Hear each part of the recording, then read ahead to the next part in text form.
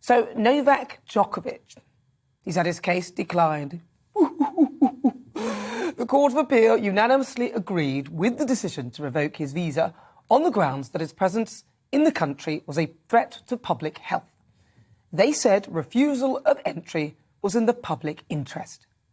Good. And when it comes to immigration, I like to see a country following through on its policies and getting tough on people who want to enter but breach their rules or guidelines.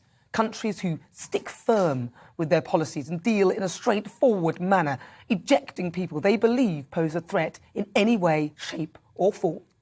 And in this case, irrespective of where you stand with mandatory vaccination on entry to a country, surely you must agree that it's pretty despicable behaviour to go out, attend crowded events and do interviews when you have apparently knowingly tested positive for COVID. It's just extremely bad form. It's selfish and frankly, I wouldn't want someone like that around me. It's awful behaviour. Novak's doesn't come off looking good at all. The Australians are right. I can't imagine that he would get any support if he were to play in any case. I mean, they've actually done him a favour. Him being there has already stoked up the anti-vax sentiment, something they certainly don't need. And this must grate on people who have lost loved ones unnecessarily as a result of vaccine refusal. It's absolutely your decision whether you want to be vaccinated, but the consequences for some could be dire. I also take the point that the vaccine can also cause issues for some, but you make your choices. Alan Hawke, the Australian Immigration Minister, said, Australia's strong border protection policies have kept us safe during the pandemic, resulting in one of the lowest death rates, strongest economic recoveries and highest vaccination rates in the world.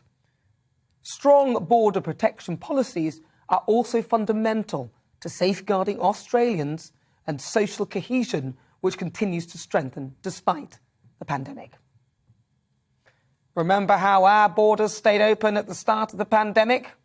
And this week we reached the milestone of 150,000 COVID-related deaths. Look at our pathetic immigration strategy and our lacklustre approach to our own borders, even though we fought tooth and nail to take control of them. What are we up to now? Over 700 migrants crossed the Channel this year already? I mean, what day is it? I mean, we're not even in February. Yesterday was over 200. We could learn a thing or two from no-nonsense Australia. You know, I might not agree with their decision, but you've got to hand it to them. They don't put up with any baloney.